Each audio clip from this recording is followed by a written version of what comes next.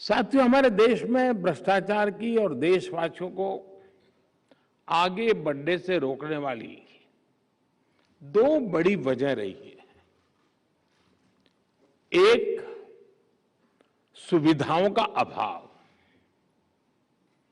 और दूसरा, सरकार का अनावश्यक दबाव। लंबे समय तक हमारे यहां सुविधाओं का, अवसरों का अभाव बनाए रखा गया। एक गैप, एक खाई बढ़ने दी गई। इससे एक अस्वस्थ स्पर्धा शुरू हुई, जिसमें किसी भी लाभ को, किसी भी सुविधा को दूसरे से पहले पाने की होड़ लग गई। इस होड़ ने भ्रष्टाचार का इकोसिस्टम बनाने के लिए एक प्रकार से खाद पानी का काम किया। राशन की दुकान में लाइन, गैस कनेक्शन से लेकर सिलेंडर भरवाने में लाइन, बिल भरना हो, एडमिशन लेना हो, लाइसेंस लेना हो, कोई परमिशन लेनी हो, सब जगह लाइन।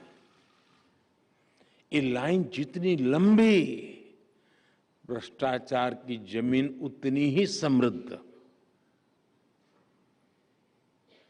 और इस तरह के भ्रष्टाचार का सबसे ज्यादा नुकसान अगर किसी को उठाना पड़ता है तो वो है देश का गरीब और देश का मध्यम वर्ग।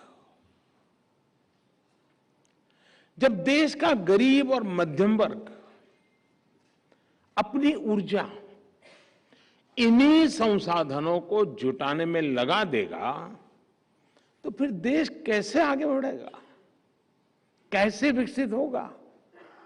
इसलिए हम बीते 8 वर्षों से अभाव और दबाव से बनी व्यवस्था को बदलने का प्रयास कर रहे हैं। डिमांड और सप्लाई के गैप को भरने की कोशिश कर रहे हैं।